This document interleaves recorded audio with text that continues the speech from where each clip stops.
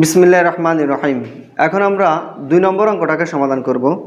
2 নম্বর প্রশ্ন, একটি ত্রিভুজের শীর্ষত্রয় যথাক্রমে a of 2, -4, b of -4, 4 এবং c of 3, 3 ত্রিভুজটি অঙ্কন করো এবং দেখাও যে এটি একটি সমদ্বিবাহু ত্রিভুজ। তো দেখো, আমি প্রশ্ন থেকে প্রদত্ত বিন্দুগুলো লিখে নিয়েছি, a of এত, b of এত এবং c of এত। আমাদেরকে বলছে ত্রিভুজটি অঙ্কন করো। তাহলে প্রথমে আমরা ত্রিভুজ অঙ্কন করব। তো দেখো, আমরা এখানে ছোট করে ত্রিভুজটা অঙ্কন করতেছি। এটা হচ্ছে আমাদের এক্স অক্ষ, এক্স ও এক্স প্রাইম, এটা হচ্ছে আমাদের ওয়াই ও ওয়াই প্রাইম অক্ষ, এটা হলো আমাদের মূল বিন্দু। তো এটা আমরা সবাই জানি, প্রত্যেকটা বিন্দুতে দুটি করে স্থানাঙ্ক থাকে। প্রথমটিকে বলে এক্স স্থানাঙ্ক, দ্বিতীয়টিকে বলে ওয়াই স্থানাঙ্ক। আর এই প্রথমটি যদি প্লাস হয় তাহলে ডানে যাবে মূল বিন্দু থেকে, আর প্রথমটি মাইনাস হলে মূল বিন্দু থেকে বামে আসবে। প্রথমটি ডান বামে যাবে, প্লাস হলে ডানে, মাইনাস হলে বামে। আর দ্বিতীয়টি যদি প্লাস হয় তাহলে মূল বিন্দু থেকে উপরে এবং মাইনাস হলে মূল বিন্দু থেকে নিচে যাবে। তো সংক্ষেপে আমরা এভাবে মনে রাখবো, প্রথমটি প্লাস হলে ডানে, প্রথমটি মাইনাস হলে বামে, আর দ্বিতীয়টি প্লাস হলে উপরে, দ্বিতীয়টি মাইনাস হলে নিচে। তো এখন আমরা বিন্দুগুলো বসাই। প্রথমটি হচ্ছে আমাদের 2, তাহলে প্লাস, এর মানে ডান দিকে 2 ঘর যাবে। চোখের আন্দাজে নিতেছি, যেহেতু আমাদের কাছে গ্রাফস নাই, তাহলে এখানে 2 ঘর। -4 মানে নিচের দিকে আসবে 4 ঘর, 1 ঘর, 2 ঘর, 3 ঘর, 4 ঘর। তাহলে আমাদের প্রথম বিন্দু হচ্ছে এইটা, এই। তারপর দেখো দ্বিতীয় বিন্দু হচ্ছে -4, 4, যেহেতু প্রথমে মাইনাস, তাহলে বাম দিকে 4 ঘর আসবে, 1 ঘর, 2 ঘর, 3 ঘর, 4 ঘর। এখান থেকে দ্বিতীয়টা যেহেতু +4, তাহলে উপরের দিকে 4 ঘর যাবে, 1 ঘর, 2 ঘর, 3 ঘর, 4 ঘর। তাহলে এটা হচ্ছে আমাদের বি। এবার তৃতীয় বিন্দু দেখো, প্রথমটা হচ্ছে +3 মানে ডান দিকে 3 ঘর যাবে, এর আমাদের ডান দিকে 3 ঘর। দ্বিতীয়টাও +3, তাহলে উপরের দিকে 3 ঘর যাবে, 1, 2, 3। তাহলে এটা হচ্ছে আমাদের এ, এটা হচ্ছে বি, আর এটা হচ্ছে সি।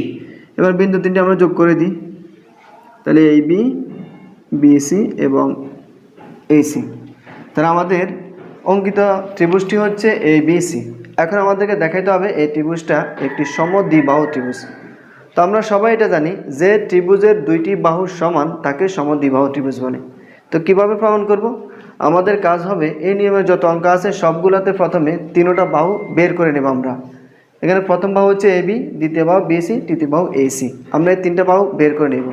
যদি তিনটা বাহুর মধ্যে দুইটা বাহুর মান সমান হয় তাহলে আমরা বলবো ত্রিভুজটা সমদ্বিবাহু ত্রিভুজ। ওকে, আমরা গত ক্লাসে এই অধ্যায়ের 1 নম্বর প্রশ্নের অঙ্কগুলোকে সমাধান করছি।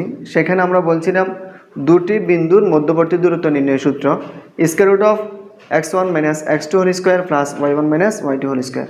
মনে রাখার জন্য আমরা বলছিলাম প্রথমটা মাইনাস প্রথমটা হোল স্কোয়ার প্লাস দ্বিতীয়টা মাইনাস দ্বিতীয়টা হোল স্কোয়ার। এই সূত্রটা আমরা বলছি।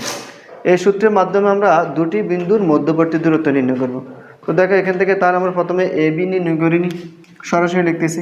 সুতরাং এ বি মানে এ ও বি এর মধ্যবর্তী দূরত্ব। তাহলে এ বি সমান, সূত্র অ্যাপ্লাই করতেছি, স্কোয়ার রুট অফ প্রথমটা মাইনাস প্রথমটা হোল স্কোয়ার প্লাস দ্বিতীয়টা মাইনাস দ্বিতীয়টা হোল স্কোয়ার।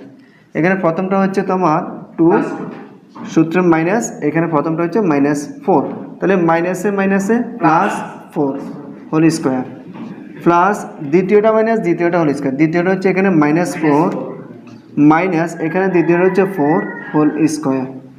বলো ঠিক আছে কিনা? তাহলে প্রথমটা মাইনাস প্রথমটা হোল স্কোয়ার প্লাস দ্বিতীয়টা মাইনাস দ্বিতীয়টা হোল স্কোয়ার। এবার আমরা একটু ক্যালকুলেশন করে নিব।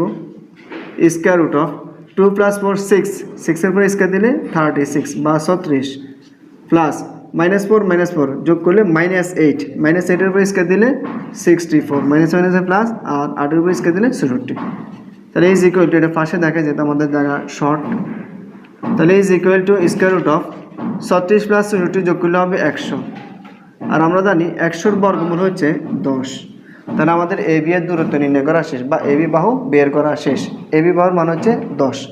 এবার আমরা বিসি বাহু নির্ণয় করব, বা বিসি বাহুর মধ্যবর্তী বি ও সি এর মধ্যবর্তী দূরত্ব নির্ণয় করব।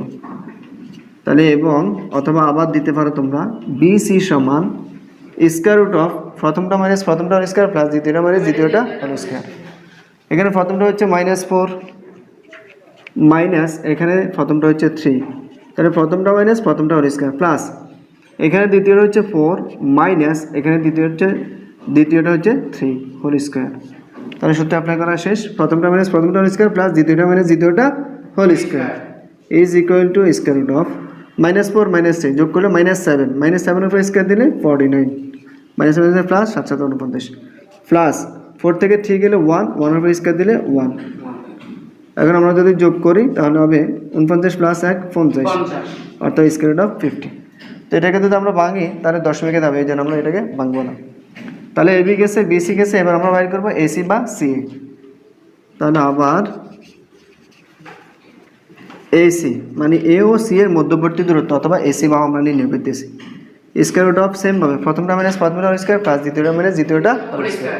এসি মানে এ এবং সি এই দুটোর মধ্যে, তাহলে প্রথমটা হচ্ছে তোমার 2 মাইনাস প্রথমটা হচ্ছে 3 হোল স্কোয়ার প্লাস এখানে প্রথমটা হচ্ছে -4, এখানে দ্বিতীয়টা, এখানে দ্বিতীয়টা হচ্ছে -4, এখানে দ্বিতীয়টা হচ্ছে 3। তাহলে প্রথমটা মাইনাস প্রথমটা হোল স্কোয়ার প্লাস দ্বিতীয়টা মাইনাস দ্বিতীয়টা whole square is equal to square root of 2 থেকে -3 গেলে -1, -1 উপর স্কোয়ার দিলে শুধু 1 প্লাস -4 -3 -7, -7 উপর স্কোয়ার দিলে 49। তাহলে is equal to square root of 49 যোগ 1 50।